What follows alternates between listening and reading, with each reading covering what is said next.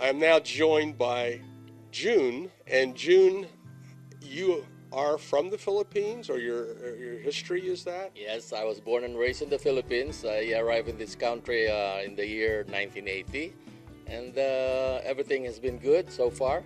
Now, tell us a little bit for those of us who have never been to the Philippines. What is different there that what is we're used to seeing here? Well, I think one thing that the Americans doesn't really see what's in the Philippines is really what poverty is really. It's so much poverty in the Philippines that a lot of people doesn't really know what it means to What was a be. shock? Was it a shock to you to see how maybe what we call poverty in America versus might be poverty in the Philippines? Exactly, that's true. I really don't think that a lot of people doesn't really know the meaning of poverty. I think they're every time they have something that they like or whatever they don't like, they if they miss something, they always call it poverty. But I think that's not what the meaning of poverty is. I think poverty is more about spiritual also, spiritual poverty. And the Philippines, the Filipino people has a lot of that. Besides the spiritual poverty, they also have the financial poverty and everything. Well, how is And food? Is food easily come by? Is it? yeah, food easily comes by because you see the Filipinos, they're very resilient. They could fall, but they could easily get up, and that's why sometimes we hear very little about complaints from that country, from the Filipinos, even though there's disasters and typhoons or whatever. So what about the bus? I mean, from the perspective of medical support, this is important, isn't it? Yeah, that's true.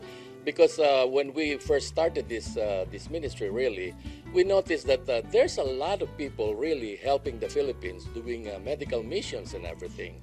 But the problem we saw is that these poor people can't even go to the medical mission because they don't even have enough money for the transportation to go to the medical mission.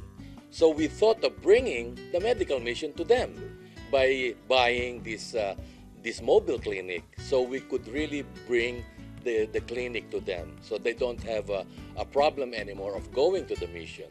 And for kids, that's a big thing because there's a lot of kids that just need some simple help. Exactly, especially vitamins, which we've been doing right now, and just simple medicines, real basic needs, really. So this is what our ministry is really going to be doing, really. So let's talk about the dinner because if anyone's watching and maybe they're from the Philippines or their ancestors are from the Philippines, what would you say to them about this dinner? If they can't make it, I would even encourage them to buy a ticket even if they can't make the dinner, but talk about it. Exactly. As a matter of fact, that's what I've been telling my friends, that, even if you cannot attend the dinner, it's really not the dinner that you're paying for, really. It's really the help that you're giving to those poor Filipino children, in the Philippines. That the dinner or this ticket that you're gonna buy for the dinner could really help a lot to accomplish this medical clinic that we're buying. What about the cardinal that's going to be there? You know about him? I know a little bit about him. I met him about 3 times personally already. He's a good friend of Father Robert, naturally, but he is a very charismatic person, and a lot of cardinals loves him, and even almost all of the Filipino people loves him, and he is really very helpful. As a matter of fact, he is the one who really offered himself to really help on this fundraising drive that we're going to be doing.